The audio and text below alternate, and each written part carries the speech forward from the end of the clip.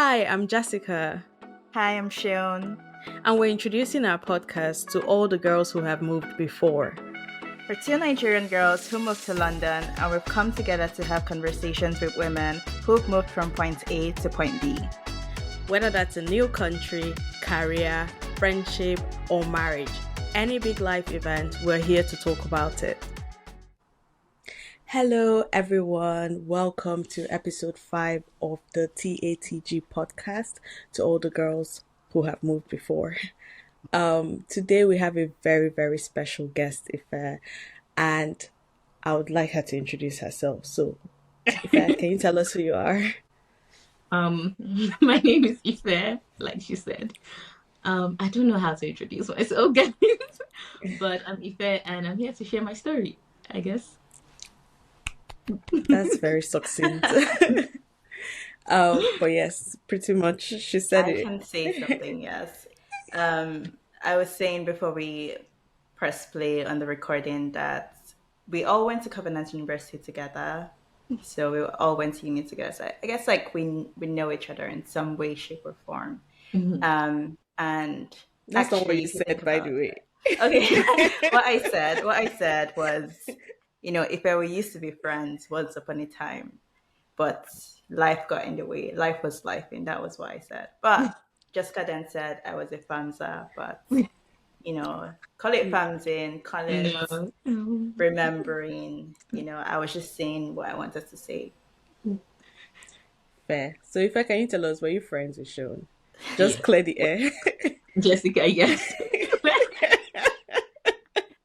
We were friends. Don't worry. I remember for both of us because the thing is, yeah, university was so long ago. First of all, but second of all, there are actually people I genuinely don't remember hmm from uni, which I think we also used to be friends, but I just don't remember them. So I feel like I like it's almost like no hard feelings. Should you be Because admitting they're this? yes, because how would they know who they are? They wouldn't. Okay. Okay. Anyway, I made it awkward. Let's move on. Let's move on. But yes, we have Ife with us today. Ife is such a special guest of ours. I think because of the podcast being about transitions and life events, hmm I think you're probably the most perfect person to have on the podcast. You are our age mate slash peer mate. You've had a lot of experiences. You've had a lot of transitions, and like we're here to talk about it. I think very different to the other guests that we've had on the podcast. Your story is not one that we knew necessarily personally, but the Yeah. reason that we reached out is because you've obviously been documenting a lot of this already on your social media, on Instagram and also on your blog, Diary of a Single Mom, of which I read like pretty much every single blog post to prepare for this interview. So just to say that, like, the story is a lot, but also just very like authentic, someone that we know, but also don't really know. And I'm just like really excited to have the conversation. Yeah, me Yeah. too. I'm nervous, but yeah, let's go. I'm nervous. I mean, like maybe like let's start from there. Like, what was going through your head when I reached out to you? um, I was driving, I remember, and the message popped up, and I was like, Jesus, Jesus, Jesus. Like, That's so That is dramatic. that's yeah, a I was like, reaction. oh my God, I need to pack. Did you Wow. actually park? But I think it just made me realize that people are actually reading. Because when I post stuff, I post and turn off my phone for the remaining of the day. Because in my head, it's just a blur, like it's just out there. Nobody really knows me. And so it was like, oh my God, somebody that actually knows me is reading this stuff. Oh my God, what is she thinking? What were they thinking? Things like that. But at the same time, I think I told you I would take a day to think about it, which I did. And yeah, I was like, okay, let's do it. Yeah, I mean, and ultimately, what made you think that this was the right decision to actually Um, come on the podcast? Like that day, what were you thinking about? What were the pros and cons? Did you talk to anyone? yeah, I think for me it was more like if I allowed my anxiety to get in me, I won't do anything. Like I literally would not even get out of bed. And so I think that was what like it boiled down to. I was like, okay, what's the worst that can happen? Yeah, More people talk. Absolutely I love nothing. that. Yeah. Okay. I just want to give a call out to, I think it's your latest blog post actually, where you talk about this exact thing, that you were questioning telling your story and Mhm. saying, oh, like, are they going to talk about it in another group chat, or like, how is that going to make me look? And then you were like, you know what, this shouldn't matter, I'm Yeah. telling my story anyway. And I really really admired that. Thank you. And another thing I loved about that post was that at the end, like, there was a comment from someone who called you like a name I guess like is not your Oh the name you yeah. go by, and then you replied like, thank you uncle, and I was, oh, this is so sweet. Yeah. That's my mom's brother. Like I literally have not seen that Oh, man in that's like 10 beautiful. years. But he was like, he called Oh, me a name that I hate so much. Like, you I thought yeah. it was a lovely name.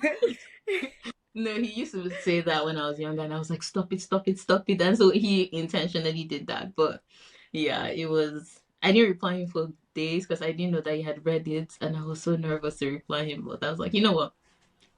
I'm going to reply him. That was really nice. So where do we want to start? I Sean, guess do I you want can to ask the start. first Yes, question? yes, Yeah. yes. So the first question, just to set the scene for our readers, Mhm. can you walk us through your story, like literally everything, all the way from getting married to becoming pregnant? I know that you Mhm. had a tough pregnancy Mhm. slash birthing journey, to navigating divorce, Mhm. and then stepping into the journey of raising your child as a single mom. So I guess those are like all of the different stages that we would, like to explore. Okay. Wow. Okay. Let me try and cover 3 years in 10 minutes or so. But my ex, Go crazy. Do it.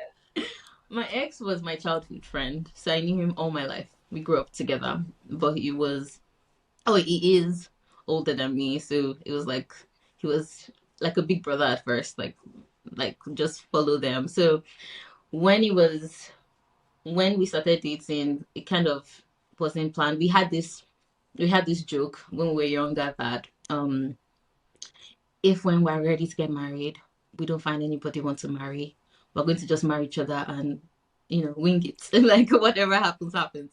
And it I was a didn't know joke that that part. we Right. it was a joke. Like I honestly, yeah, it was literally just a joke. It was like if anybody doesn't get us, we get each other, right? Kind of situation. And so that's kind of how we even like 10 or 12 years down the line, we now ended up dating. But we were mostly long distance. I was in Canada, he was in South Africa at that time. So wedding, wedding came and the wedding preparation was horrible. It was toxic and horrible. But Oh wow. I thought genuinely that wedding just brings out the worst in people, some like in things generally. So when people, families were acting weirder than I was used to, I just felt like, okay, maybe everybody's just super excited. So everybody's acting out. And a part of me wanted to cancel the wedding because I was like, I hate drama. What kind of drama is this? But we went ahead with it. Hmm. We went ahead with it. I came back to Nigeria. He came from South Africa. We did the wedding. Um, and I remember that. Sorry, I think I'm going to be remembering because this is the first time I'm speaking. So I think as I'm speaking, I'm going to be remembering moments. That's Like, fine. wait a minute. I'm going to mention this moment. So I remember the wedding. That was the white wedding night. It was a beach wedding at night, quiet, calm, and his something happened. Somebody was arguing with somebody, and I was like, I'm ready to go home. Like I'm ready for us to leave. So and then I was like, I think that was the first time I was asking him that. So where are we staying? Because I just handle that. I feel like you will handle it. And then he was like, "Oh shit, I forgot." And I was like, "You say what? Like you forgot to Wait, put? like he forgot where you were staying After He the forgot to that wedding. book night where we were after the wedding, staying. or he didn't book it. He didn't book it. Like he forgot to book it." Oh my god. I was so mad. I remember Okay. that my male friend was one male friend that I was like close to was around. I was like, just take me to your car. Like he was like, what happened? I was like, you know what, just forget it. I just walked into the car and I told the guy to take me to the hotel I stayed with my friends. I was like, whenever he figures it out, he will come and get me from there. And so it was funny that that's how my marriage started. Like just that's kind of how it started. And this was December, and then we found the place that night, and then we just stayed somewhere. Remember, we had an argument about it because I was like, did you forget to book your family's place? He was like, no. I was like, this is ridiculous. Like I was so mad. But like I said, because we were friends, I was just like, yeah, pissing me off. Just good night. Like leave me alone. Um and so things were not too bad. We started like it was okay as we progressed. And there was a plan for me to go back to Canada, finish my MBA, then come back, and then we'll figure out going back together or whatever we decide. Like I wasn't keen on Canada. I came for school. So I was like, wherever, I don't care. And so I booked my return ticket. I went back to Canada, but I booked like coming back to Nigeria already. And so this was February. I came back, and on the plane, I felt like peeing a lot, and that was weird for me. But I was like, kind of like I remember I landed in Canada, and my mom called me. I was like, "Oh, I had a dream you're pregnant," and I was so mad at her. I was like, "What do you mean you had a dream? Go back and redream." Like, tell me that again. I was so mad at her. And then I missed my period, and I never miss my period. My period is the type that if it's going to come, it comes 12 midnight. So like, I wear my pad, the day is going to come. So when I missed my period, I panicked. I was in denial. I took like 10 test strips. I was like, no, it can't be. We're gonna do it again until 2 weeks after my period was missed, and I was like, okay, this is real. But I made a mistake when I came to Canada. I was meant to apply for my health insurance, and it takes 3 months for it to kick in. So I didn't apply for it until I found out I was pregnant, and now I can't go to the hospital. So the first 3 months, I didn't go to the hospital. And I knew something was wrong because I was in crazy pain every time I came back. But in my head, I felt that maybe that's how pregnancy is. So I didn't really think too deep about it. Then I made a random, because I was living in Vancouver, I made a random decision to move to Alberta, where my brother was. And I remember I moved. And the day I moved, I feel like this baby's about to, like, I feel like something was wrong with me. But I still like was like, oh, I'm tired. I moved by myself and I did all this craziness while I'm pregnant. A week after I moved, I was staying with my friend in my friend's house because my brother was in school. And then I woke up from this really horrible dream, like horrible, horrible dream. So I woke up from this horrible dream and I told my friend I was living with that I'm coming, I need to pee. But I had a really horrible dream that maybe we need to pray about because that dream was really bad. And so I go to the toilet and then there was blood.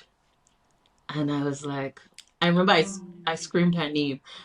I screamed, oh my God, see me, see me. And she's like, what? And she's in medical school. So I told her, she's like, maybe you're just spotting. Like, let's just go to the hospital first. So there's a hospital behind our house. So we just walked into the clinic. And thankfully, a week before, that was the week I arrived in Alberta, I did blood test. In Nigeria, I thought I was B positive. So if you ask me, I'll say B positive. So I remember I went into the hospital. They took me in immediately because now, okay, you're spotting. Let's figure it out. And then the guy looks at my chart and he looks at me. He's like, "What's your blood group?" I said, "B positive, of course." He's like, "No, you're not. You're A negative, and that's horrible for your pregnancy." I was like, Oh, is it the resist thing? Resisting, yeah. Yeah. so I was like, okay, so Wow. but at this point, I still thought everything was a joke. So I was laughing with the guy. I was like, So like, he was like, you're not understanding what I mean. So just sit down. I'm coming. And then everyone starts to like run around. I'm like, okay, what's going on? He comes back out. He gives me a letter, and he's like, get to the emergency right now. And so I was even telling my friend that I'm not going anywhere, but I want to go and sleep. She's like, "Are you actually mad? Like, let's go." So, so we got into the Uber, and I remember that she cracked some stupid joke, and I laughed, and then I felt something pour. So I told her, I said, "Is it that I just peed on myself, or like I'm bleeding out?" And she's like, "No, no, no, it's not possible. Let's get to the hospital." I get to the hospital. I hand them the letter because I didn't open. He said, "Don't open the letter." I hand them the letter he gave me, and then everybody starts to run around. Then they drag me into the room. They give me another pad. I'm like, okay. Like I was still laughing. My friend's like, "Why are you laughing?" I was like, "Because I don't know what to do. I don't know what's going on." So I change into the pad. They, put me in their room and all that. And then I lie down on the bed and we're just in. And then she noticed that I was in like a pool of my own blood, like I'd bled out. And then so yeah. And so Yeah, I she's like, mean, "Okay, let's change your pad again. Let's change your pad again. Like maybe it's just residue." Like she was still trying to have faith, like just residue blood. Let's just do this. And then I changed again and it wasn't up to 5 minutes again, all over. So all I remember was she ran out of my room screaming like, "Help, help, she's bleeding out." So they come back inside, they drag me into the theater room, and then I was waiting, and all I remember was I was crying because I was in so much pain. And then eventually I was like, okay, I need to pee. And then I didn't pee, I peed blood. It was everything that was coming out was just blood.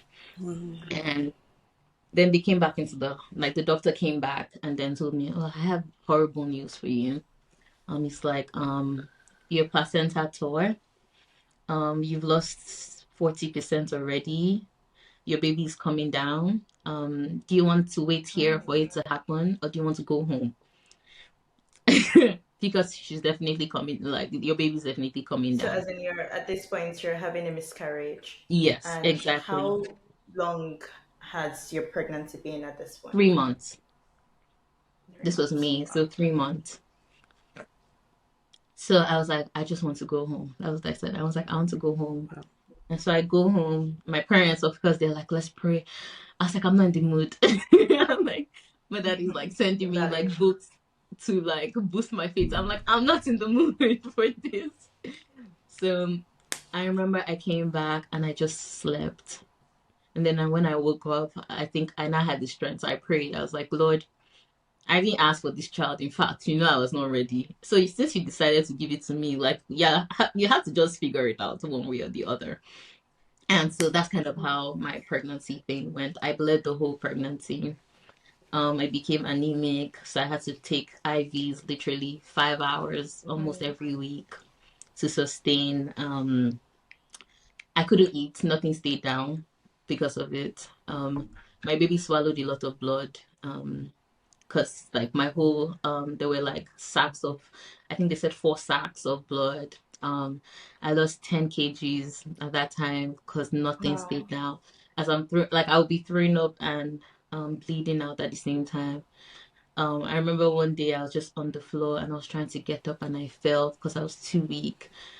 Like, yeah, it was just like that. And remember I was alone, like my ex at that time was not around. Um, my parents came, like, so this was what was happening. And when all these things were happening, we started having issues. And I've always known that I was not an emotional person. Like, he doesn't know how to express.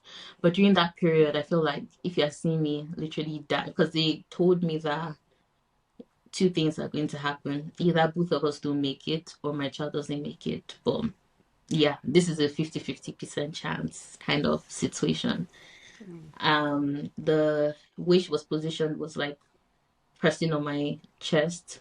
So I couldn't breathe most of the time, like out of breath. I remember I throw the IVs, I was reacting to it. I had blisters, my body, my legs, Wow. everything was crazy. So during that period, I just wanted, I think, emotional support more. Like, yeah, that's what I needed at that point. But I remember he didn't know how to do that. And then my birthday was September. my friends decided to throw a surprise. My friend here that was in Alberta with me, and um, she decided to call up my other friends because she was like, I'm slowly seeing Ife like not being Ife, so maybe like we should do something. So like my best friend from America, I haven't seen in 9 years, flew down, and it just did this surprise for me just before my birthday. And I remember I cried so much, and I think at that point I was in my head like while everything was going on, like they were doing all that niceness for me. I think I thought they were going to like, oh, my ex sent something or your husband sent like wrote something for you. Nothing. But I didn't mention it to them. I just like ignored. So this was September. 2 months before, I remember I told him that you're not able to like express things that I need at this point. So what we're going to do is that for my birthday, write a note. That's all I want. I don't want any other thing. I don't really care for any other thing. But all the things that you're saying you cannot see, like help me write it down. That's what I want. I remember every month I reminded him. So when my birthday came, I remember he posted something on WhatsApp or something. My best friend was around, so I remember I called him that day in front of her, and I was like, I'm waiting for my notes. Where's my notes? And so when I ended the call, she's like, why do you keep reminding him about a note? Like, what kind of nonsense? Because that one is a no nonsense. She's like, what kind of nonsense is this one? I was like, so I explained what I said. I was like, oh, I asked him to write a note because that's what I wanted. The whole day left, passed, nothing. So I remember he called. He was like, oh, he's going to bed. Good night. And I was like, where's my notes? Like, where's my notes? I was 8 months pregnant here, and then he lost it. He was like, why are you so blah, blah, blah? Like, I'm not in the frame of mind to write any note. Like, didn't you see that I posted something on WhatsApp? Like, what's your... I was like, you know what? Goodbye. I'm going to get dressed. I'm going to go for dinner with my friends. Do whatever. Like, I ended the call. But I think that one like annoyed me. Like it annoyed me. And then finally, I asked him about like for the baby shower. Now, how come he didn't actually send anything even for that? And he was like, "Oh, your friends did not ask me to send anything." I was like, "Do they have to tell you like anything that you cannot use your brain at this point?" And so later on, I was just seeing my friend that hosted the thing, and then she's like, actually, he lied. I wasn't going to say anything, but he lied. I was like, what do you mean? She's like, no, I called him. I asked him. I was like, do you want to do anything? Blah, blah, blah. And he asked, so how can you support? And I told him like different ways. And he said, okay, I'll get back to you. But he never got back to me, so I didn't push for it. So I was like, okay, good to know. Thanks. So things like that were happening, and then the major one that now led into giving birth and then end of the marriage was I had done his mom's visa. I applied in when as soon as I found I was pregnant. My parents already had their visas, so I was like, oh, this is my other mom now, right? So I was like, oh, I wrote all the supporting documents, you know how Canada can be and all that. And then they approved it. So her plan was, or this is what I thought the plan was. She wanted to come before I give birth and then leave as soon as I gave birth so that my mom could help. And I was okay with that. Then later she said that she was going to come when I give birth. And I was like, I want my mom first. Like this one, I want my mom first. And I wanted my mom first for two different reasons. One, she's my mom. I just feel like Yeah. I'll be able to relate. We have better. Yeah. And two, I know that if both of them come, they will clash. They have different personalities and stuff like that, and I was not ready for drama. So I said, I know my mom, she's always working. She won't stay longer than max 2 months, and she's out. Like, so I wanted somebody else that would be there while I navigate this thing. And that was when trouble started. They were like, no, like they wanted her first. And I was like, this one, I'm going to die on this line. I'm going to stand on this one. I have done this entire pregnancy alone. I have bled my entire intestine out. Like, this is one thing. You guys they weren't able to support me in other ways in preparing for the child. So I've done everything either alone or with the help of my friends or my parents or my family. This one, this is what I want from you guys. Like, this is what I want. And at first, I thought she said, okay, of course, she fought and blah, blah, blah. He fought with me on it a lot. Like, and this was just before I was about to give birth. He fought with me so much that my blood pressure dropped and I landed in an emergency again. And I was like, you want to kill me, but I will still die on this line. So, um, What was his I guess rebuttal? Because from what I understand about pregnant women, right, it's like it's whatever they want that goes. mhm. So like why were they so adamant that it had to happen this way? I think from what they said and what I gather, they felt like one, they had rights, like it's their son's child, number one. Number two, my parents had come to visit me when I was pregnant. So they're like they were at least a part of my pregnancy. And so Mm. now I'm seeing that I said I never said she shouldn't come. I just said she should come after.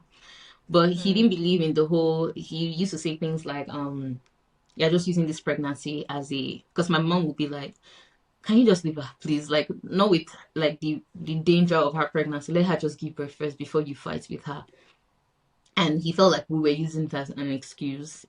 Apparently, that's what he would say. Like when I you finally give understand. birth, you would drop this excuse, or things Mm. like that. Um, And I had another question that I think a lot of people yeah, might sure. ask us because you mentioned that like you done the whole pregnancy like pretty much by yourself. Hmm. Like, was this the intention? You mentioned that your ex was in South Africa at the time. Was there a reason that he couldn't be with you for a couple of weeks? Like, Oh, he it sounds was. like you were truly like alone. Or maybe Yeah, that's not he what was what's happened. in Nigeria. Actually, when we came back for the wedding, he Okay. didn't go back. I had applied for him because I had my work permit already.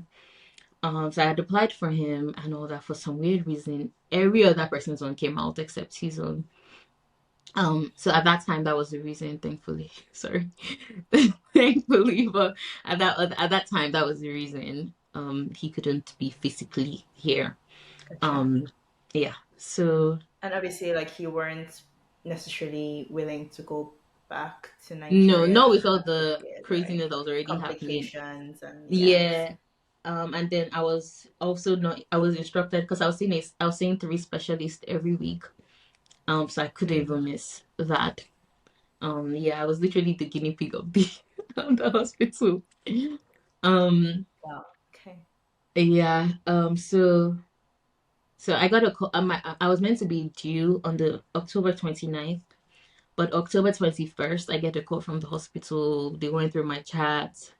My baby's blood heart rate was declining from the last. I think I went there on the 20th or so. That they want to induce me and just get this done with. So I remember I was like, oh God, I don't want to be induced. Like I've already gone through pain throughout the whole thing. God didn't know. So I remember I called him that my friend, she came back. She was in America, so she came back to kind of help.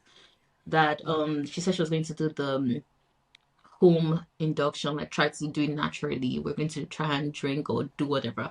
So I called him that we're going to do that.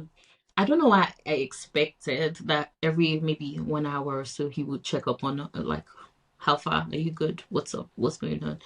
But he didn't check the whole day. And so this was the day before I gave birth. So I remember I called him at night. Funny enough, I called him not to even fight. Like I called him to be like, so you forgot me? Like that kind of like casual.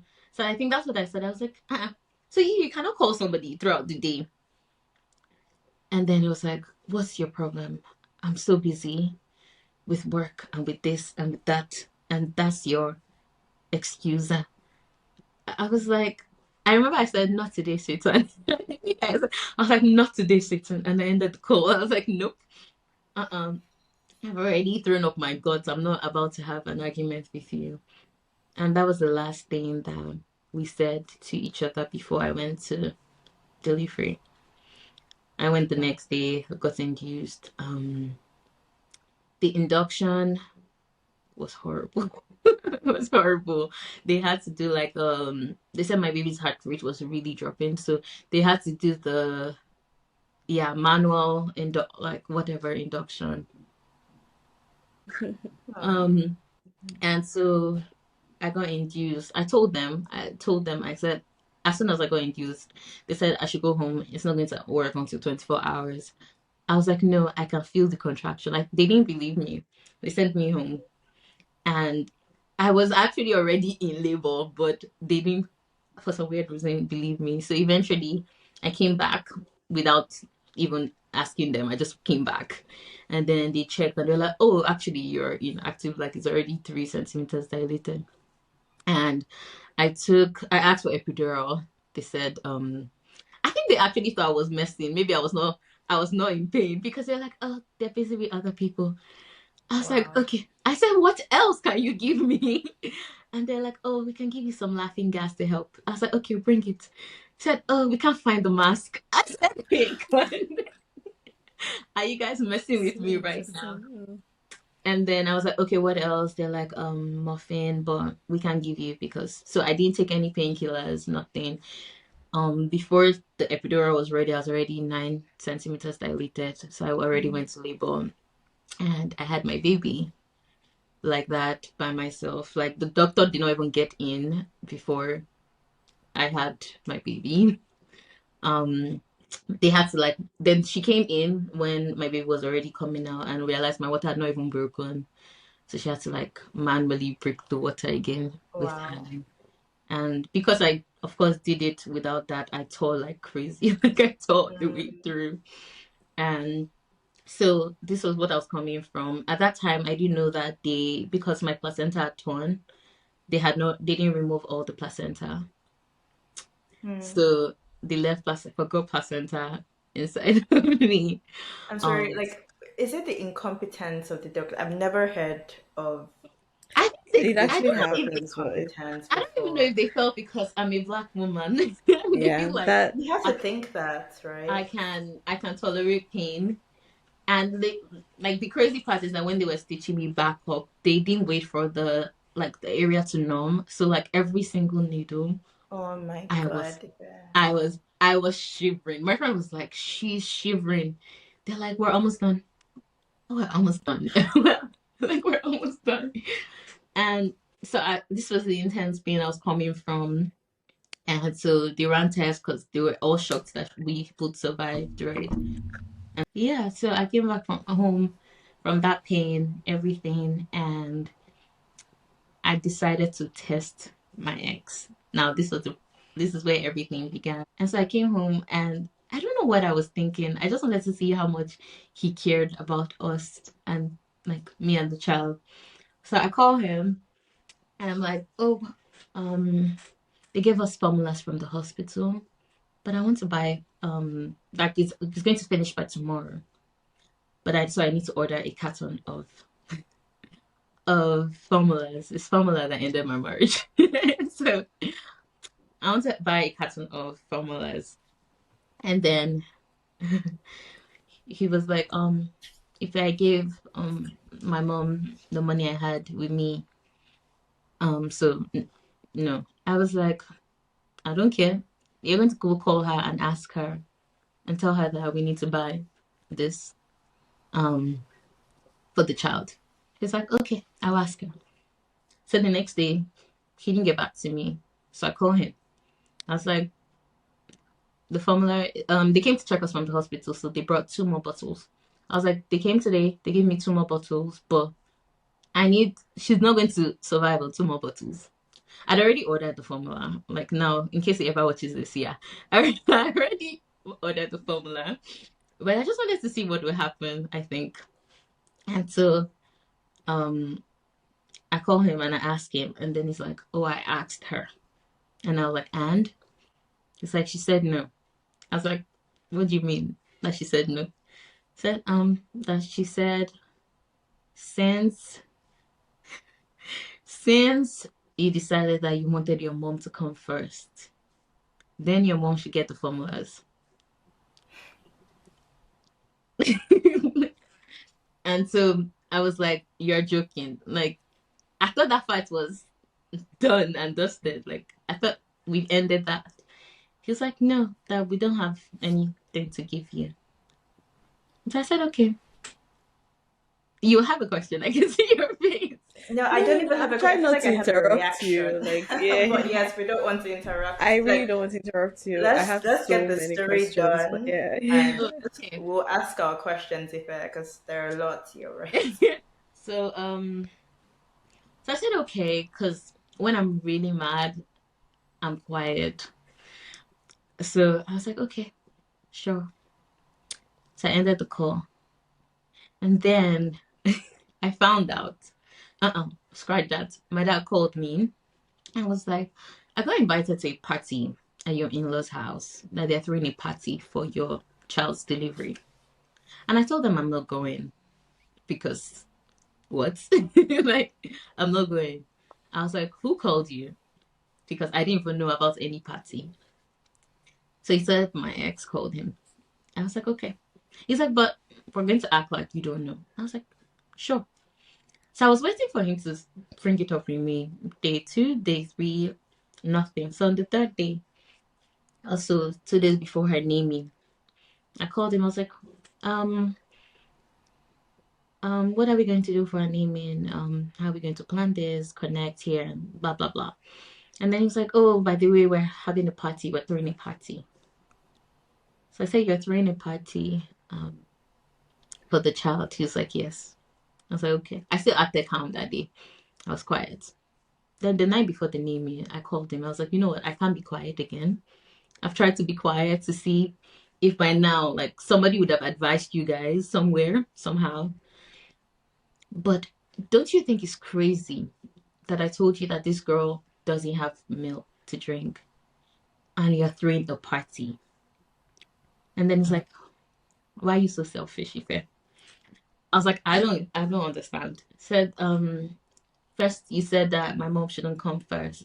Now you want to stop us from throwing the party. Why do you like to control things? I said, I'm not controlling. Like, if you guys want to throw a party, but I cannot ask you for money for formula. And rather than give me money for formula, you throw a party. Like, I don't know if you're not, it's not making sense. Like, is it that I'm talking gibberish? Like, why is it not making sense to you? We fought the whole night.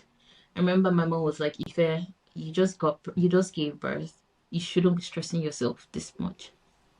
Just forget about it for now. So at that time we had already found out that the flow got placenta, and I was meant to do a surgery to get rid of it.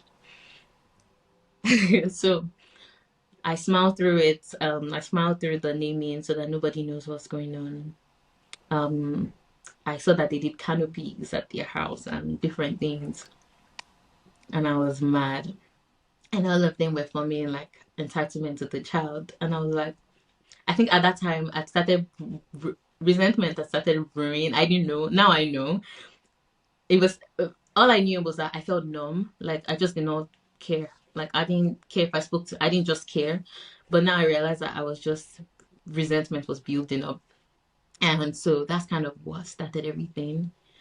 We started to fight about it. We started to talk about it. I told him we need to see a counselor because I'm going. He's making me feel like I'm crazy. So we need to talk to somebody. Then his mom, he called me like the day after the naming. It's like, oh, his mom is mad at me. And at that point, I was about to lose it. So I was like, she's mad at me. Me, I'm mad at her. Like, like, okay, let's be mad at each other here. Mm. And then he's like, I'm like, okay, why is she even mad at me? Let me know. And then it's like, oh, that I'm not calling her. And that when she calls me, um, I don't sound as excited as I used to sound. I said, I'm in pain. I have 6 stitches down my butt. Like, and 2, you guys really did not come through for us in any way at this point. So yeah, I'm not going to sound excited. It's like call her, blah blah blah. Long story short, that was October. November, he finally sends money. He sends money, and then because he sends money, he feels like. So I told him, I was like, it's not about the money. It was the principle behind it. It was that when she needed, now she doesn't need it. I bought the carton of formula. She's thriving. And then I wasn't really talking to him because I just did not know how to talk to him at that point. Then he did something crazy. I get a call, and then a friend of mine was around, so she didn't know what was going on. So I texted him that we can't talk now. Can we? What's up? I just texted him, what's up? Okay, I'm going to circle back, but I'm going to say this first. What's up? And then he texts me, and then he's like, I want to join Tinder. Oh, I'm joining Tinder. Either I want to join Tinder or I'm joining Tinder. There was a way he phrased it. And I was like, okay, question mark. What do you need from me then? And then he's like, oh, I just wanted your permission because since you're not talking to me like before, and I'm lonely out here, I want to have people to talk to. So I said, okay, full stop. I didn't say a word after that. At night, he gives me a call, and I swear, I thought I wanted to be like, I'll just pull in your legs. Like I felt that was what the call was about. And then I pick up the call, and then he was like, with a very sad voice, Ife, I can't believe you did this to me. I was like, I don't understand. It's like, I told you I was vulnerable with you. I told you how I'm feeling. And all you could say was, okay, what a slap in the face, Ife. I was like, wait, am I crazy? Like, at this point, I swear, I thought I was mad. So I said, you said you want to join a dating app, but I'm the one that is making you, like, he said, no, it's not a dating app. Why am I acting like it's a dating app? Jessica, I Googled Tinder. I read their About Us. I went to their About Us page. I read reviews. Like, What do you think? It was like LinkedIn or something? yeah, like I was like, okay, I've never been on it, so that maybe I'm the one that is actually mad. He was like, postpartum is getting to you. So I said, okay, I read it.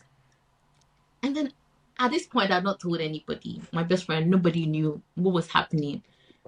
So I remember it was winter, November. I left the house and I was just walking aimlessly. I literally lost my mind. So I eventually found my way to my friend's house and I knocked on her door. And as soon as she opened the door, I remember I just fell on the floor. I don't even think I even told her what happened that day. All I know is that I went back home around like 2 a.m. My mom had looked for me everywhere. My child had been crying. And she's like, where did you? I didn't say a word. I just fed my child and I slept. So I'm going to go back. A week after I gave birth, he called me. My phone was off. My mom turned it off because that was how we found out that the placenta thing happened. I passed out and I was carrying the child. So my mom turned off my phone that I needed to rest and call my friend and she kind of prescribed what to take and what not. And so the next morning, my mom asked me for my phone. She wanted to track some order that I made or something. So she turned on the phone, then turned it back off. And then 30 minutes afterwards, he called my mom and then he goes, Ife hasn't called me the whole day. She hasn't checked up on me the whole day. I'm done. I'm not doing this marriage thing again. My mom was like, this happened. Like, she passed out yesterday. Like, she wasn't feeling well, blah, blah, blah. It's like, I don't care. I don't care. I don't care. How can a wife not check up on her husband the whole day? If it's co-parenting she wants, then we'll do that. But I'm done, blah, blah, blah. I remember my mom, this was a week after I gave birth. I remember I told my mom, okay. I think I was in my okay era at that point. Because I was telling a friend recently that 2023, 2024, I didn't process anything that much. Everything was just okay. I was just numb. So I think that same thing happened. And so, of course, fast forward to the whole Tinder thing. And then fast forward, he didn't call us for like 2 weeks. Apparently, he was upset that my dad told my sister to be coming because my mom said she's not talking to anybody like that. Maybe if her sister is here, she'll have somebody else to talk to. So he was upset that my sister came as well. So he didn't call for like 2 weeks. Christmas came, her first Christmas. He didn't text. I remember my friend said, "Oh, send him a picture of her and say Merry Christmas." I was like, "I'm not." She was like, "Just do it, let peace reign." So I did it, and it was like, "Same to you, nothing more." Um, and then after that, then just different things started to occur and different things up until March of last year, 2024. Then he asked for a divorce, and I said, "Okay." And yeah, I will stop there Wow. for now and wait for your questions to come. Okay. Wow. I think you handled this entire thing so great, graciously. Like, no one would have guessed how chaotic this entire experience must have been. Mhm. But before we actually get into the marriage itself, I wanted to talk a bit about the pregnancy part, especially for some of our listeners that may not know, like, why you had that complication because of your blood type. Mm, So can you explain what that was? um, so my blood type is, from how they explained it to me, if my baby probably would not be that blood type because it's a rare blood type, and so peradventure I try to get pregnant again, my body's going to think that it's alien, and would keep having miscarriages every time it happened. So I had to get a shot that day. They took some blood to make whatever. And I took one that day. I took one when I gave birth, every I think 3 months. And if I'm to get pregnant, want to get pregnant again, before when I get pregnant, I have to take another one again every single time. Just so that my body doesn't think that a baby is an alien thing and tries to kill Yeah. it. Yeah, why it happened and why I had all that, they said they don't know. That it looked like I had an accident, but I didn't have an accident. So they still don't know what caused it to happen, because it's only when you have accidents that, or you fall or something happens, that usually would happen. But yeah. Interesting. This is something that my mom actually warned me about like Hmm. ages ago. I don't know that it's necessarily the same thing that you Hmm. went through, but she did talk about like the difference in the blood type. So Hmm. when you have, so it's a rhesus factor, right? So when Yes. I think you are Negative. negative and your baby is like a positive blood type, then the bloods don't like mesh well together, Yeah. and your body thinks that the baby is a foreign object, and then it Hmm. like literally like wants to attack the baby and obviously like Yeah. dispel it.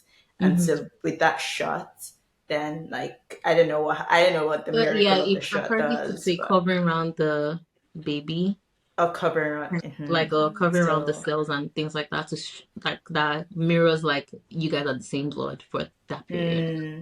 Yeah. yeah, that makes sense.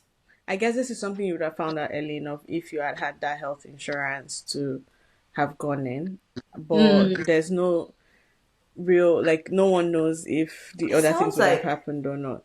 did yeah. the doctors And explain this to you? Like, did they? Because the way you make it sound is that like they literally don't know why it happened. yeah, Did so they they not don't know why know? it happened, because my type wasn't that my body attacked the Hmm. baby.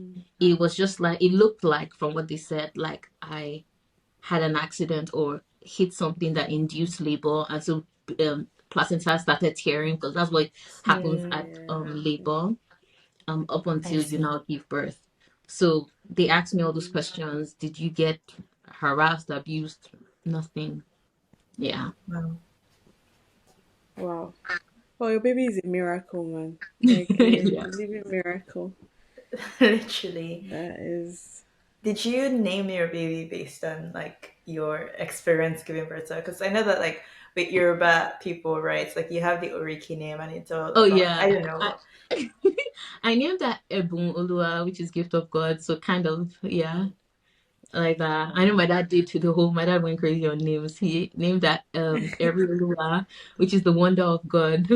Mm, Oh, yeah, um, that's yeah. exactly. lovely. I just love the Yoruba culture for that. I think they call Yeah. it like Oruko Ayetorunwa, which means that the name that you bring from, I guess, Heaven. heaven or Yeah. from wherever you're Yeah. coming from, like that's your That's experience. something I was actually reading up recently. Like, there's different names, like the name of like the circumstance of your birth, the name you brought Mm-hmm. with you, the name that people then give you Give. like as a prophecy or something. And Mm-hmm. like there's just so many different types of names. Very, very cool.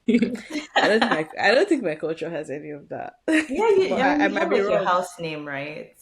which means nothing. So But like it's the still like a different like naming. we have like I think the most significant thing around the way that we name people is that you have one name officially, and then your middle name is your dad's name, and your surname is your Oh, family name, right? So wow. everybody's middle name in my family is the same thing, like Mm, because we're all named after my dad. Very, which is different from most cultures. But anyway, this is a diversion. So, we've spoken about that pregnancy complication. In the UK, we talk a lot about the rate of women who die in pregnancy, yeah. and there's like a ridiculous stat. I don't want to quote the wrong thing. I'll probably put it as a subtitle here. But I think is it one in every five black women or something would die in pregnancy just because they don't believe that you're in as much pain as you are, or they don't understand in the year 2025, in the year of our Lord 2025, they still don't understand how, the black woman's body works. And so a lot of things that shouldn't happen to you, or a lot of cases that should be treated more seriously are not treated seriously. It's insane to me that you've asked for an epidural and you were not given one at 3 centimeters. That is ridiculous. Like even gas and air, and a lot of people do have bad reactions to gas and air. Like, and you asked for that as well, and they didn't give it to you, and that's just insane. Like, I'm sorry. Like, I have no other words to say, but like, it is the reality of like up until I started knowing people that were pregnant, I didn't realize the statistics. Like, I didn't realize that this was even a thing. And I can't even imagine your shock experiencing that alone Hmm. for the first time. Like, even the with the placenta, forgetting the placenta, I know that Oh, it can lead to things like sepsis, or like it's very, very dangerous. Like at any point in all of this just seems like very wild misconduct, like from the yeah. hospital. Did you ever consider taking legal action? Everyone told me to, because my friend was in the delivery room with me, and she's a doula as Yeah. well. And she kept on telling the doctor, I don't think you got rid of all the placenta. She's clotting too bad for us that good. She was like, no, I cleared it out. She's like, I don't believe so. She kept on saying, I don't believe so. So she was so mad. She was even more mad than I was, because she was like, I kept on insisting, and you kept on arguing with me, right? So yeah, everyone said I should take legal action, but I think I was going through my own personal drama to think of legal action. I mean, lucky hospital. I mean, yeah, lucky hospital, but you could still do it now, right? Like, yeah, I don't think it's like a statute of limitation. That's insane. Like that could, wow. That was the Let reaction. me As I blow said, your I mind didn't want one more to time. interrupt you. Oh, my doctor finally confessed, like my specialist. She was like, "Oh, I only took your case to see, like, it was just like, I was just intrigued by your case. Like, I just wanted to see what would happen. I didn't think you were going to, No, you or the baby were going to survive. I just wanted to, like," no, she didn't tell that to you. she did. She did. If I didn't know No, you are sitting on like a multi-million-dollar I'm telling settlement right here, you. like I'm sorry. You're laughing, but you're richer than Let me us. come out and tell Like you you're that you rich. are a wealthy woman right here, like, and you're laughing about it. Oh, God. Wow, this is generational wealth tucked away for your daughter because I Like, was are you like this by is the her time college yeah, by the tuition? time you're done, the hospital should bear her name.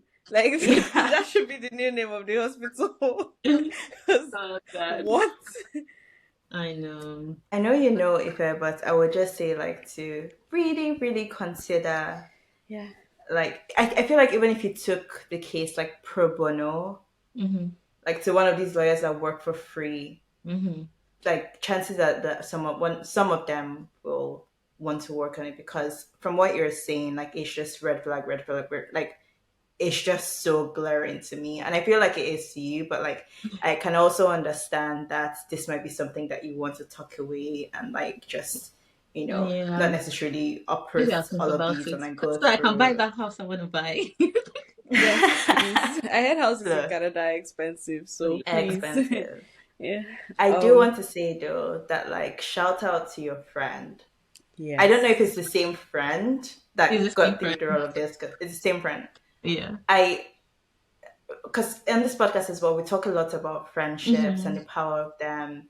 And I feel like when you emigrate, which that's a whole other thing with, like some people getting visas, Hmm. some people not, like imagine being in a situation as vulnerable as that. And what you have is like someone that has chosen, no obligation, Yeah. but they have chosen to be by your side because they're your friend. And I just want to say like to that person, like just shout out to you. I don't even know the Yeah. best way to articulate it, like how somebody can be there for their friend through such a very tough time over a long period of time. Like it's just super, super commendable.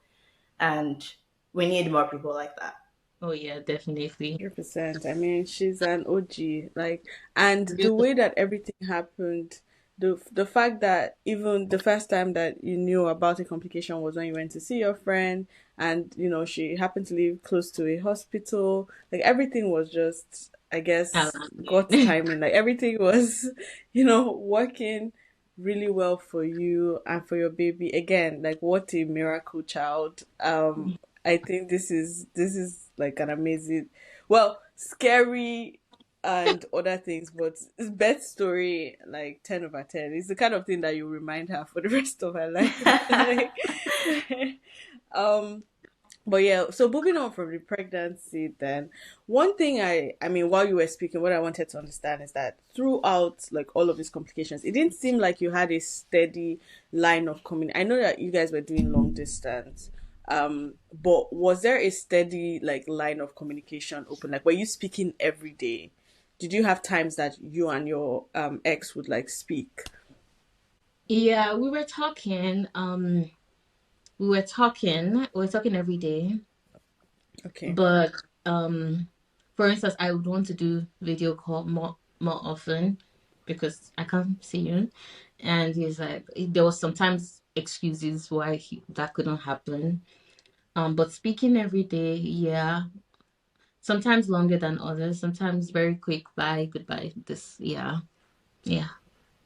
Yeah, I mean, I want to ask, since we're on the topic of the ex, you mentioned at the very beginning that you you weren't quite sure before you got married that you wanted to go through with the wedding. Hmm. And you also mentioned, you also knew that he had a tendency to not be super emotional. Like there were all of Hmm. these things that you were pointing out that seemed that like you knew about it before you Hmm. got married. Like Hmm. how did you rationalize this for yourself when you got married? Like, do you think those were in hindsight signs, or like was this something that came up during the marriage itself? Um, so I remember I wrote about this, and now in hindsight,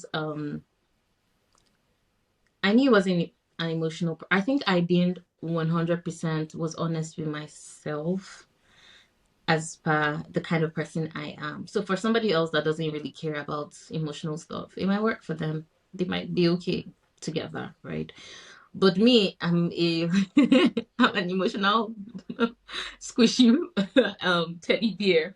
So definitely it's something that I should have. But I think the reason why I tolerated that was because I still felt like this person was my friend. Like no matter, like there are some certain things, that conversations that I won't have had with any other guy, Mm-hmm. that I think I allowed with him, because I'm like, yeah, my guy. Like there's something that my close friend would do to me that I will, although it's annoying, like I won't really, I always like, it's my friend. So I think I did Mm-hmm. that with him a lot without realizing that, oh my, this is my life. This is my entire life. Yeah. Yeah. Um, but because I've known this person all my life, yeah, like I really, really, really, the way I would sit down with any other person, like any other guy, and really think things and overthink things as my normal default mode, I did not do that when it came to this person. Yeah. I mean, because at the end of the day, it sounds like even with the birthday notes thing, you're literally asking for crumbs. You're asking for the bare. I mean, you're asking for someone to puts Yeah. their pen to paper and writes you something that shows that they care about you. It might not even have in paper because you guys were long distance. Maybe WhatsApp message that was Voice long. notes, like, Voice anything. like Like, that's um, the barest minimum if and I feel yeah. so bad that you had to ask somebody to do that for you. Yeah. Yeah. Wow. Did any of these things show up when you were dating, or do you think you had a long enough dating period, or it was that kind of thing that just went from friendship and it just everything was blurry? I would say yes and no. It definitely went from friendship to just like I think that I still had that mentality of my friend in mind. So I had I won't say I had I had very little expectation towards him. I think that was another problem. Like after I've sat down with it now, I had less and less expectation towards him. I really, really just felt like no matter what, we could talk things out. We're like friends. But I'd also not to shade anybody that is in long distance relationship, but I would never advise that again, at least not for such a prolonged period and then jump into marriage, just because like when you hang out with somebody, like there are things that they will unconsciously do that you will be able to pick up on that you won't be able to do. So for instance, if there's an argument, if it's over the phone, I can end the call and then when we're both calm, we can talk about it. But if we're like not long distance, we can actually like you cannot walk away. You cannot walk away, right? Or eventually you still have to see each other and talk things through. So I think things like that, plus also not having, I think I just trusted too much. Let me put it that way. It was like no matter what he did, he didn't mean to because he's my friend. My friend would not want to do that to me. That and I genuinely meant like I believed that, especially because my parents knew each other before we were even born. So yeah, I think that was it. The long distance, I won't do it again. um, Matter if like the person is your friend or whatnot. Them as a friend might be great, but them as a partner might be horrible. I Because think this is actually something that comes up a lot. It's like, oh, you should marry your friend, marry your friend, marry your I friend. Right. know, and that's what I And thought too. And I'm not saying you should not marry your friend, but I'm saying that when you're like dating, like forget them as your friend at that point. Like the friendship in itself would still come up, right? But like act like you're dating somebody new is what I mean. Like forget all the things you knew or you thought you knew about them. So And like mhm. can I ask how long the long distance? I know you guys knew each other since you were kids, but then how fast at what point did you start dating, and then how long of that was long distance? We dated the whole time long distance, 2 years. I Okay. visited Cape Town. We were living in Cape Town. I visited Cape Town once. Oh my god. Oh, my dad will not say this, but yeah, I visited Cape Town. For a couple of weeks, 3 weeks. Yeah. But after that, basically long distance. So 2 years. So even when you guys had made the decision to start dating, to move from friendship to dating, you did it Oh not no, he came physically. to. I was in Nigeria at that time. Okay. He came to Lagos. We had a conversation. Yeah. Honestly, I should have even known at that time. The way we had the conversation was very casual. I think like I just felt like this guy is my like. That's what I'm saying. I'm not saying friendship is bad, but like, yeah, I think it was just convenient for him and for like it just seemed convenient for him because there was no like I'm chasing this person. I don't know if you get what I mean. Like I've dated people before. I am chasing like I'm not sure if I have her. There was not. I don't think there was any of that. Come to think about it, but I didn't really pick on that because like I was. It was like I was just we just transitioned, so to Yeah. speak. You mentioned there was an age gap. Like, how do you mind sharing how Oh big yeah, that it gap? was a lot. It was 4 years, three and a Okay, half. just for Yeah. ah, it's basically your peer, right? So, Yeah. actually, like if you think about the whole quote unquote men mature slower than women do, at that point, that's pretty much your age mate. Yeah. yeah. So, because I feel like there are definitely gaps where people are like 10 years older, Oh 15 no. years older. like different flavors, right? Yeah. So So I yeah. imagine when you told your parents that you were dating, they were excited given they knew each other, right? Yes and no. Interesting. My mom was excited because it was through her that the relationship was fostered. My dad, not really. My dad did not want it. My dad did not want it. And my dad didn't want it because he didn't particularly like his mom and the way she acted. He didn't have a problem with her, but he just felt like she was too feisty for his child. As a If it was my mother-in-law. Yeah. yeah, if it was his second child, she can handle her because my sister, you give her one, she gives you 1,000. Like so, yeah. My dad wasn't. My dad kept on saying, "I don't really know. I don't really like this idea." Yeah. See, Yeah, it's interesting that you say that it wasn't necessarily because of him that your dad wasn't super, enthusiastic. Because I also imagine that there's also an element of, if you're getting married to someone, you're not just marrying that person, but you're marrying their family as family. well. So you have to Now I'm vet like, every yeah, single thing for you to be like, okay, yes, I'm sure that I'm yeah, able to give my daughter away to this person, hmm which makes sense. yeah. And then during the wedding, what do you mind sharing some of the things that so I'm trying to put together a timeline here, right? So families knew each other before you guys were born. You're born, you've known each other for all these many years. Yeah. You had a pact, and then in adulthood you decided to cash in on said pact. Can I later for 2 years decided to get married. Do you mind me asking how old you were when you um, about going to be 25 when I got married.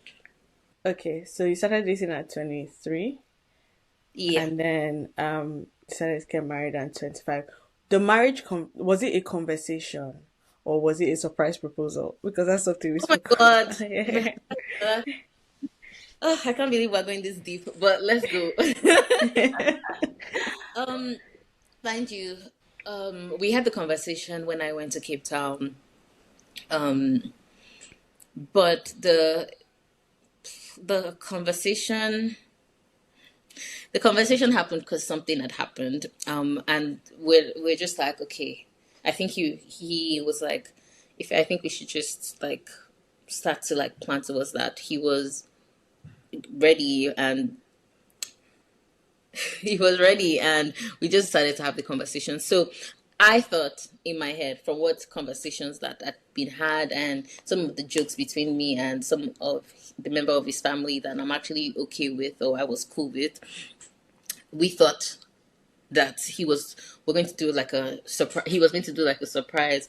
I never like said anything or yeah, did anything, but I think I actually also assumed subconsciously that he was going to do something. But the honest truth is that he never did anything. It was just conversation. We've had the conversation. We're planning this damn wedding, like, and that's what I mean by there was no chase like all the way through to the point that you forgot to book our damn room for Yeah. yeah, for the night of the wedding. To tell you, that's why I feel like it was so convenient. Like, and I was so mad at myself because you couldn't do that to me like before, like any other person. You cannot do that to me, like, like where are you coming from? But I think I really was like just. I don't even know where my mind was really. Like now that I'm thinking about it, it sounds so crazy, but like I didn't really dip it. Like at that point, I really didn't. I was just like, I think I insulted him about it. Like I was like, really, you're not even doing. I insulted him like, really, you're not doing anything. But I actually did not really deep. Like it wasn't as deep as I should have made it be, or I should have sat with. Never again. But yeah. So How did you get the ring? Yeah, that was my next oh my, question. let's not even talk about that Okay. because Okay, fair enough. Wow, I'm so I would curious. like I am so embarrassed to talk It's about that fine. I don't think we have to talk because about it. I think we can like yeah, extrapolate based on this person's behavior Yeah, yeah. throughout the course of your relationship. It just feels like maybe he was just nonchalant, or like you mentioned it, he did not feel the need to chase. And Yeah. Yeah. I guess it's the kind of thing where, I mean, I will never play devil's advocate, especially for this situation. But it's also the kind of thing where it's probably his mindset is, I've known this person all my life. Like, what is the drama about? Like, Yeah. and so that's probably how he's approaching it. Our parents know each other. Like, what do they want again? And it's very easy to become complacent when you think that way. Yeah, that's the word. It was Yeah. complacent. Okay, so now we are planning towards a wedding, Hmm. a marriage and a wedding. Did you guys have any conversation about what life would look like after? I guess the plan was for him to move to Canada. Yeah, like I said, I was very open to Oh anything yeah. that worked. So I wasn't, Canada wasn't really my thing to settle in at that time. I was just in it. So, like, if he wanted to settle in Canada, I was also okay with that. I loved my life at that point. But if he wanted Nigeria, I love that because I love family. So I was very open, no matter what, to whatever. But we did discuss about me getting my work permit, just in case we decide to do the whole Canada thing, all and all.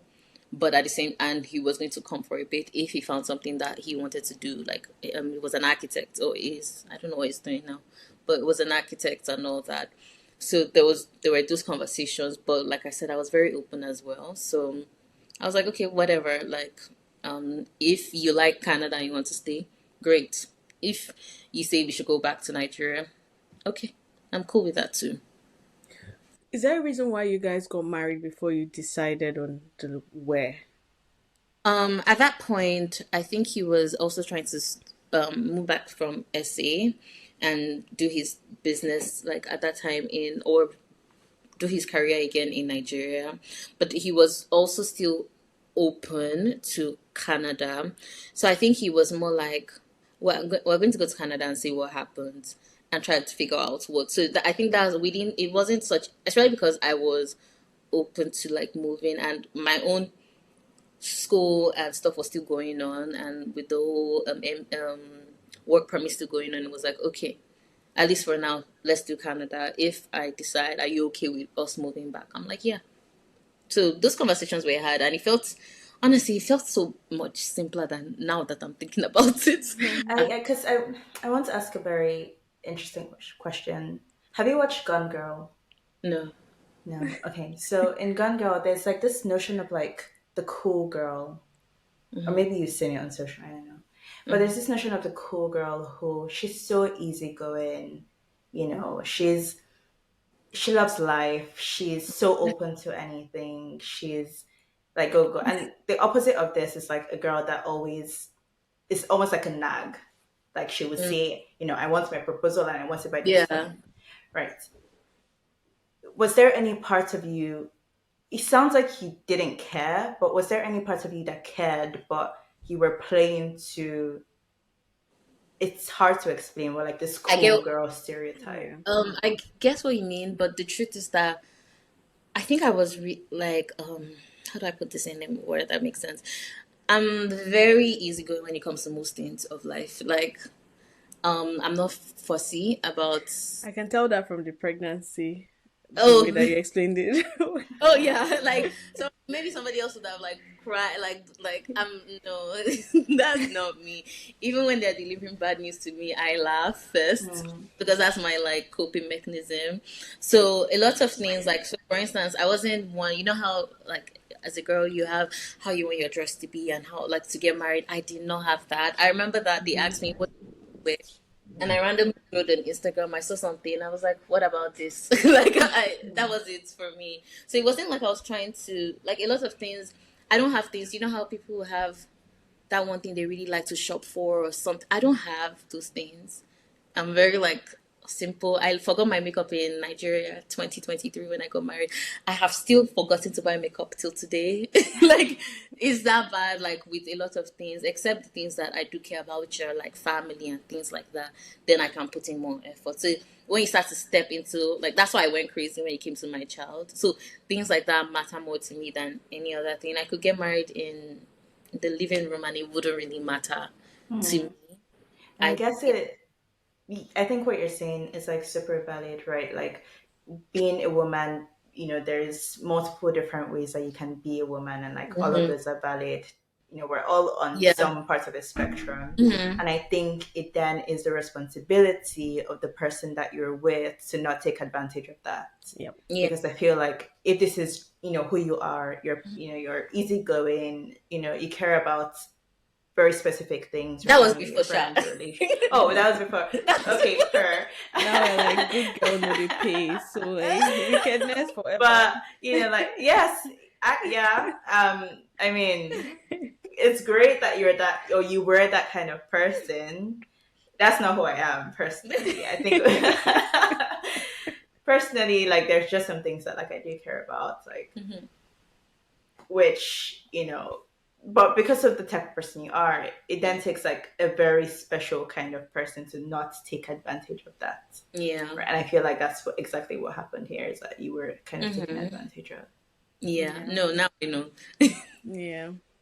During the wedding planning process, like, are you okay to talk about some of the things that, because you mentioned like things go crazy and you thought that people just bring out the worst of themselves, but like, what are some of the things that happened? I'll give you a good example because this one like actually drove me a little nuts. Um, when we were planning the wedding, I honestly didn't want a show be like I said, I just did not really care.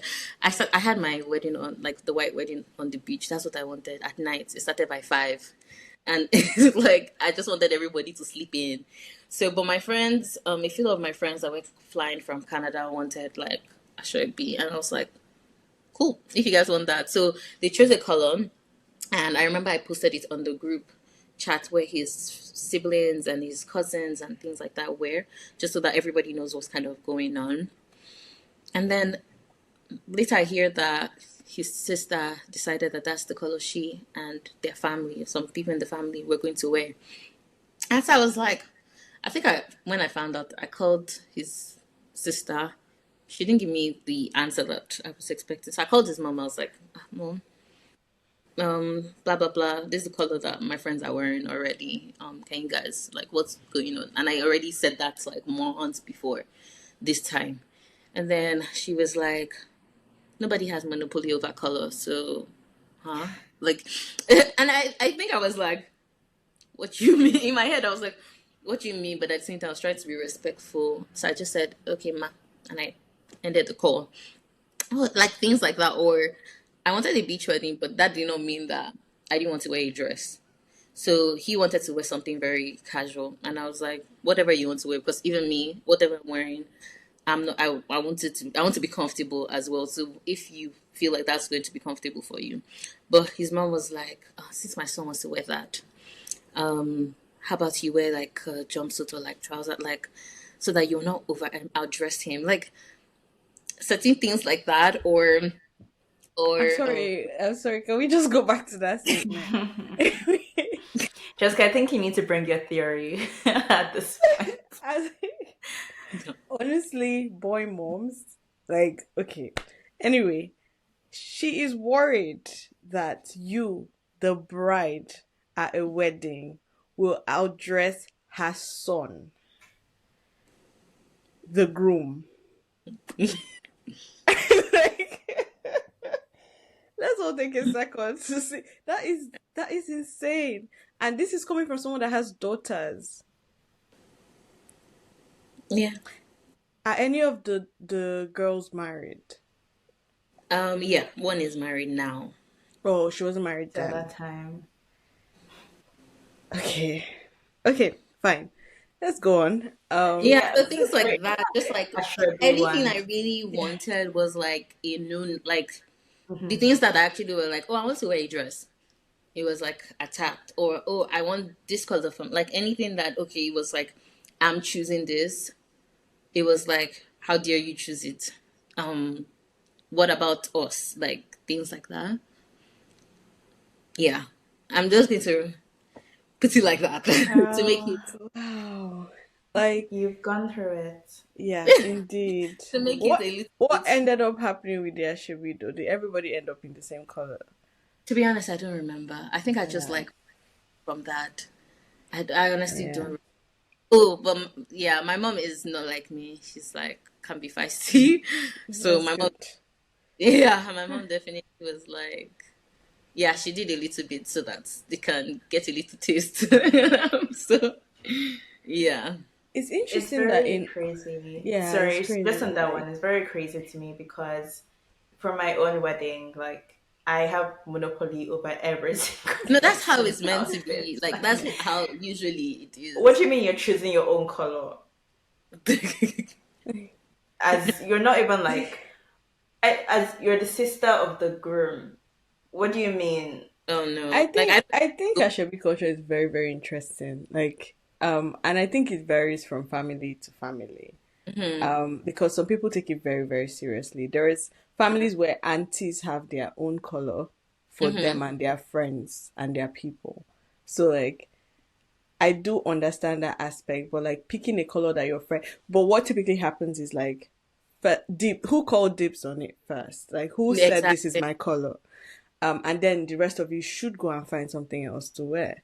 It's insane that someone else has said that this is the color that she wants her friends to wear, and then you think that it is appropriate for you to pick the same color. But this is not even someone else, Jessica. This is the bride.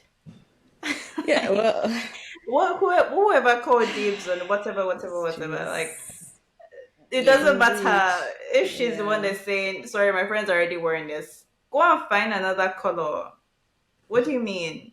Or at least another shade. I don't know. Mhm.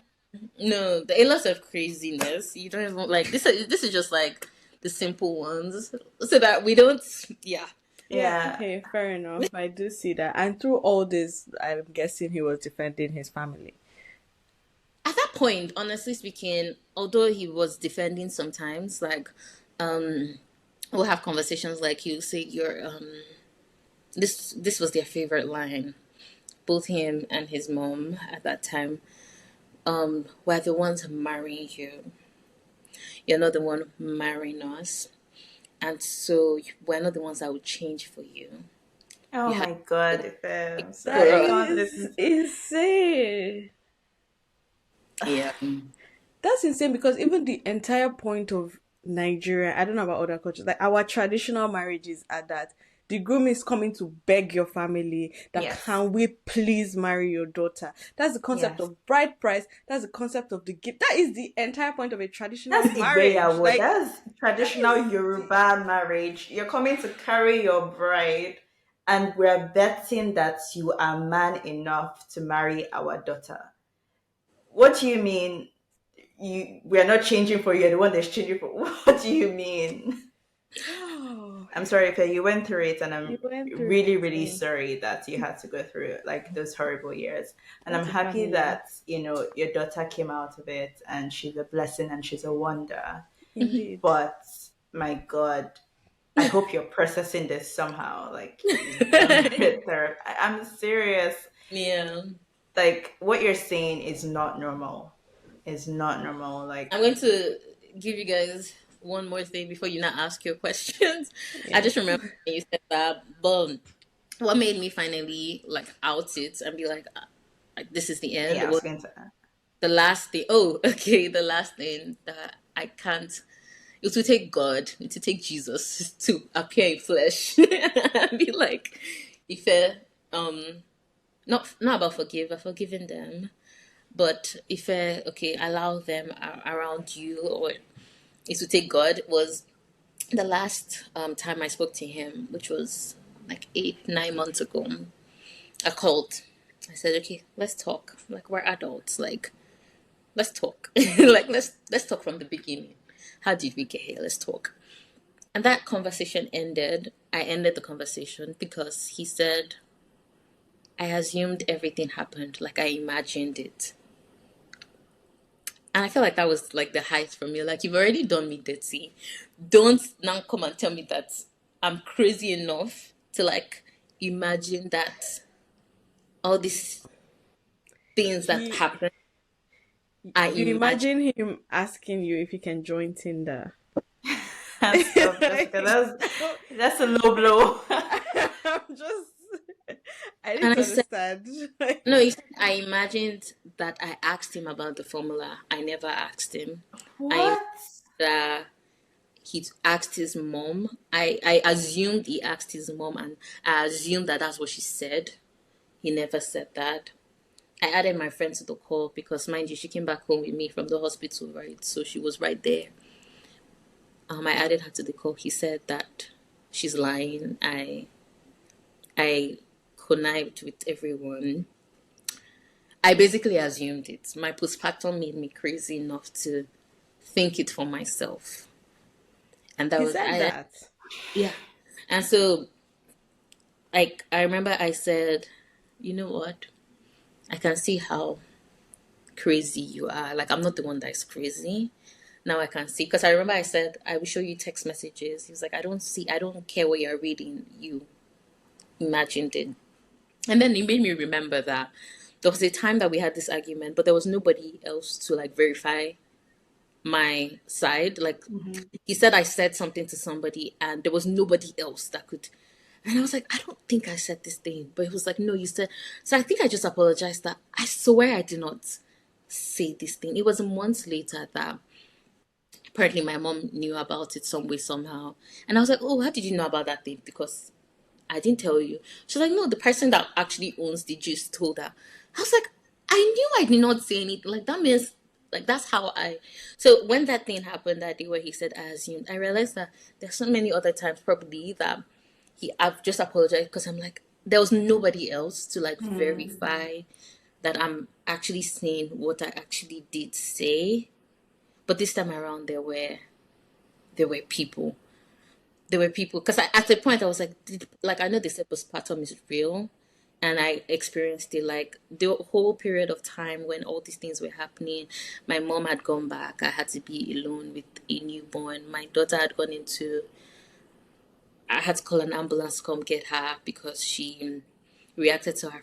Um, she reacted to her immunization, the first one, and my mom just had to, 2 or 3 days after, just a few days. So I had to like handle all that.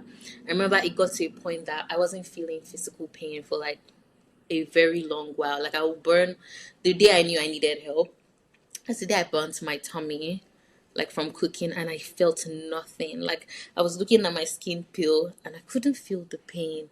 I was like, okay, no, no, no, now it's actually real. Like, yeah. So for somebody to tell me that I imagined it, I was like, I just told him that day. I remember I told him, I was like, goodbye. Don't ever, in fact, she's not your child. She's not yours. In fact, I got pregnant when I got here.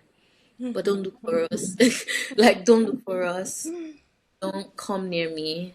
Don't, like, just get help. And if you want to ever be in our lives, get the help you need because you are clearly the one crazy.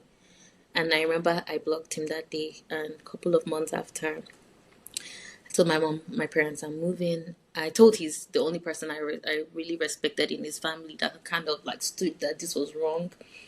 I called him. I told him that I'm going to vanish literally, and they shouldn't look for me. And he was like, "Yeah, do whatever, like whatever you need to do." And I did that. Yeah.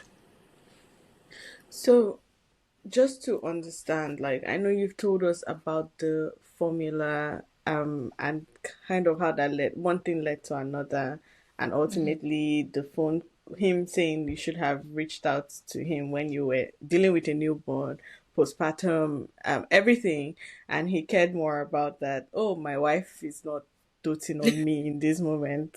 Fine. Um, and so was that the moment, and you said that was the moment where he said he can't do this anymore or something. So was he Oh the yeah. one that initiated the divorce?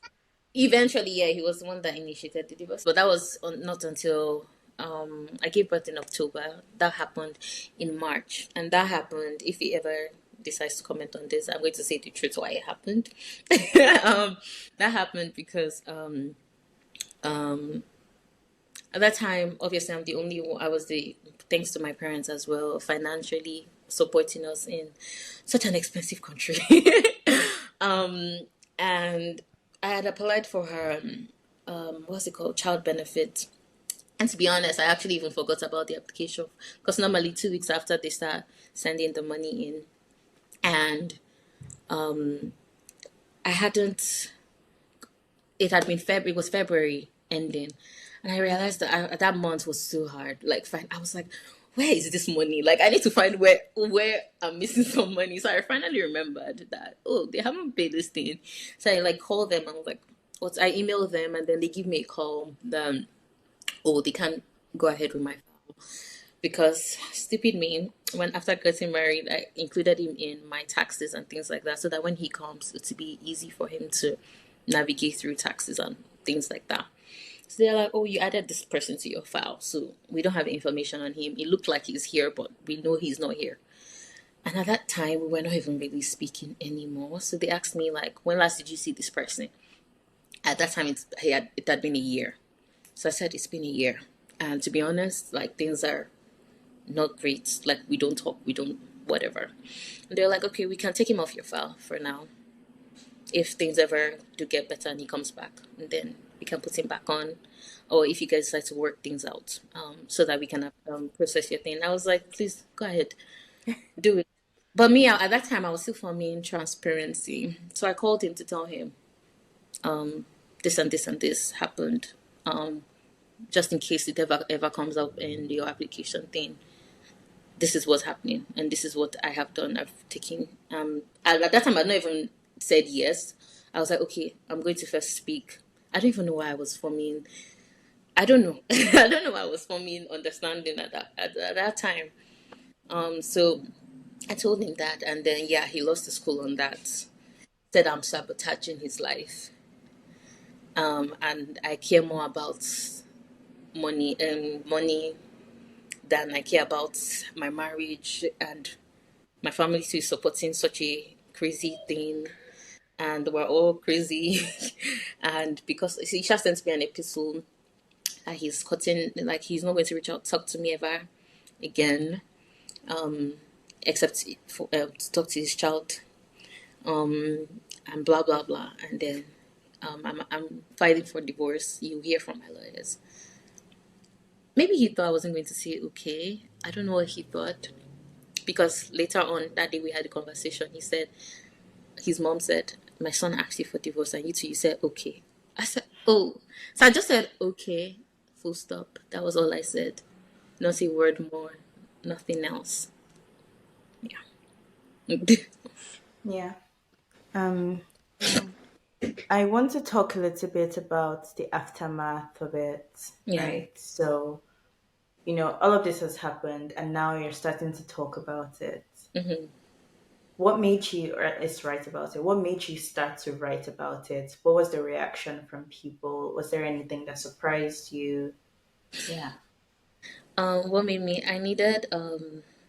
So after I went through it with God, me and God had, me and God had, we had some moments. When I'd finally, well, me and God had made up. um, I told him that this has to count for something. Like, it can't end with myself. Like, the pain was too much for it to just be so that I can learn something. Like, I didn't need to learn anything like this. And so I started writing just for myself. So I had that blog since last year, just writing for myself. Didn't post about it, didn't make it public. And then one random day, I was about to go to bed. I'd written again, and then I felt like I was hearing my own mind speak that I thought you said you wanted it to be for something, so why are you hiding? And I responded to myself, I'm like, do you know what everybody's going to say? Like, also them, because I know they're going to see it, his family and him. And he was like, and so I feel like I heard and so I got up again and I changed everything on the blog. I included my name and I posted it. I posted it on Instagram and turned off everything. And how do people react? I first told my parents to ask for permission because it affected them a lot, church wise and everything wise. And so I sent it to my mom first and said, I've been writing. This is it. I'm not going to make it public except you guys are comfortable with this. And they cried, cried, cried. And then they said, of course, like, we did your back no matter I what. love that. And so they even started helping me, like, send it to people. I remember that I was like, I did not ask you to send it. I only said that kind of how did people react? Some people felt like I should shut up, obviously. Some people felt like I should put that in my past. Like, people don't have to know that I'm separated. That since nobody really knows how this person looks like, if I ever get remarried, everybody just thinks that nothing happened. So I should just keep quiet about it. I got those kind of advices. I got the whole just move on, like, don't make this your center, don't make this blah blah blah. I heard a lot. But I also heard from my family, especially, yeah, I think you should. You definitely should write about it. I think you should do whatever like you feel like you should. If it's even going to, like, if you want to make a book, write a book about it. Like, tell us. Let's throw in money. Let's do the book. So I think that in as much as a lot of people had their own negative, and then I started. People started talking to me about their stories and different things, and I realized that even if it's one person that it helps, then it's one person that I was meant to help. And yeah. 100%. I love that. I also love that your family was really solidly behind you. I Oh think yeah. there's many people that don't have that privilege and find themselves in situations like this, but don't get the support that they need. So big shout out to your parents. Like, um, that's really amazing. That's how you show up for your child. Mm-hmm. Yeah, no, I'm very grateful for them because they got insulted a lot from his family because of that. They felt like, how dare them support me, like accepting the divorce, and how dare they support everything. That they were the ones that wrecked my home. Not what their son did, but what my parents, especially my mom, supporting and fighting tooth and nail. Yeah, they said that it was them, that they were more, according to him, my mom was more focused on my health than my marriage. Um, As opposed to watching you die while being married. While Like, in marriage. Uh, exactly. So wow, yeah, how interesting. I'm very grateful to them that even with all the many talk that they got and a lot of visits, like random people, because of course we have the same, like, some mutual friends. yeah. We got a lot. My parents got a lot of visits. Like, at a point, my mom knew why somebody was visiting, so she's like, "Okay, this is the story. Yes, it happened. Okay." Like, do you have questions? So yeah, and they still, like, supported no matter what, both financially to, like, go, like, the job I have now and all that. That's They, amazing. I have Jessica, are you done asking your questions? I have like a last, like, final Yeah, question. sure. Okay, so my last question. Looking back now, what advice would you give your younger self at the start of your journey? Very Wherever the loaded start means, question. very, yeah, it's very loaded. number one, I would say, first of all, like, really know yourself. Like, know that you actually, although you like to, like, give and pour into people, like, your cup is going to run dry if you're not intentional about people pouring back and choosing people that pour back into you. Anybody that doesn't serve you should please be placed in the dustbin. um, but at the same time, I would say, I don't really think I would do it again. Like, I love my child with every fiber of my bone, but a lot of times I still feel guilt for the things that I would have to explain to her that shouldn't have been explained. Shouldn't have had to be explained. So because of that, I wouldn't do it again. I would I would rather not even, yeah, do it again. So I would say, if I could send my now self to, I would say, please don't do it. Like, Don't do it. Even because of her, especially, don't do it. Um, but okay, if we have to do it because maybe that's the life like God planned, then I would say I would say be prepared because I don't think I was prepared at all. I would like prepare myself, mind like my mind, and I would yeah, I think I would just not let anybody ride on me like because I think like it was until it got here that I finally called out. Even some of the small things that happened, I didn't tell anybody, even my family, even when my mom was staying, like I gave birth, some of the things that were happening, she didn't know until my friend was like, "Mommy, let me tell you what has been happening." So I feel like Oh, I would have spoken up quicker, because I think a lot of things I thought were not so bad. Even some days I still feel like, oh, maybe I'm the one over exaggerating. Maybe it wasn't so bad. No, I would tell myself, no, like you deserve more. Don't let anybody, not even an inch. Don't give them 1 inch. Don't do it. Yeah, I think those are the things I would say, but I would rather not have anybody do it. Like, no, don't do it. Yeah. yeah. Yeah. And I guess if is there anything else that you wanted to share with us before we wrap up? um, I would say that another advice I would give anyone also is like if especially if you're in my situation or something is just happening in life and you're probably angry with God like I was. Oh my God. Like I was angry with God. I would say that you should definitely express that anger to Him. I always tell my friends like God is not insecure to take your blues. Is human beings that feel like don't shout at like Mm. stay it out to God. Be angry the way you want to be angry. Ask Him why or whatever you want to ask, and express and take your time. Like don't allow anybody to rush your process of like sorting it out. I still sort it out in my head. Like I'm laughing today. Call me back in 1 hour, I might not be laughing Mm. again. So like sort it out however you want to sort it out with God or with family or with whatnot. But like take your time and definitely know that if God did so much for you, like you definitely means you definitely deserve more than what one human being that He created is doing. Yeah. I don't know if there's anything else. Of course, like this is 3 years of my life, so there are things that, yeah, there are things that I couldn't say. Maybe if questions were asked, I would remember. But yeah, No, thanks for I having me. just want to say like a very, very, very big thank you to you, Ife.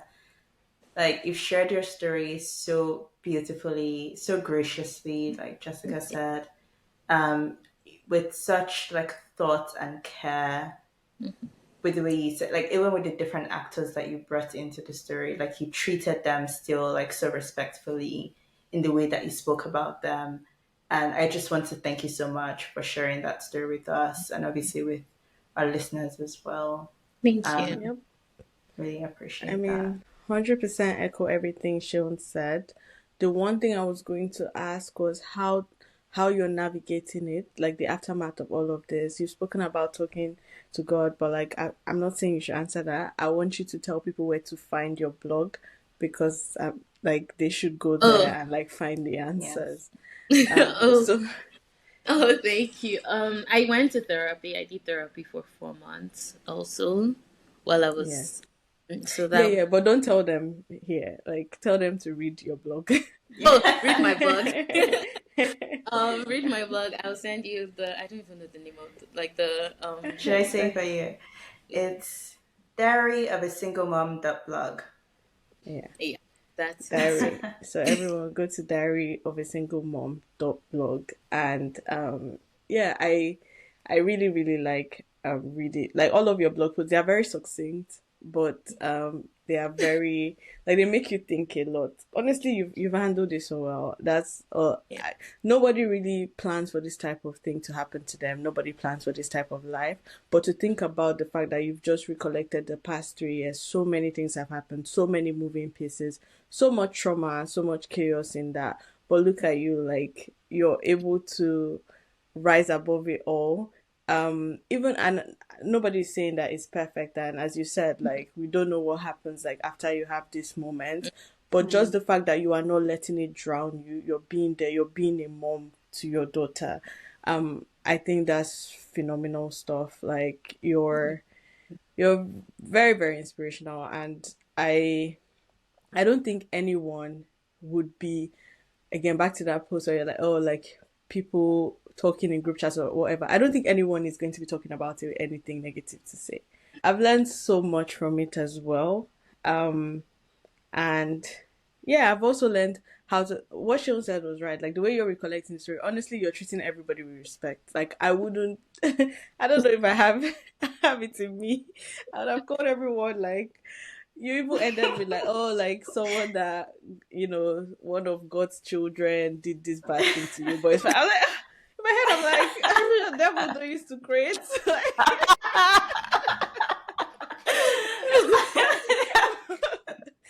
Anyway,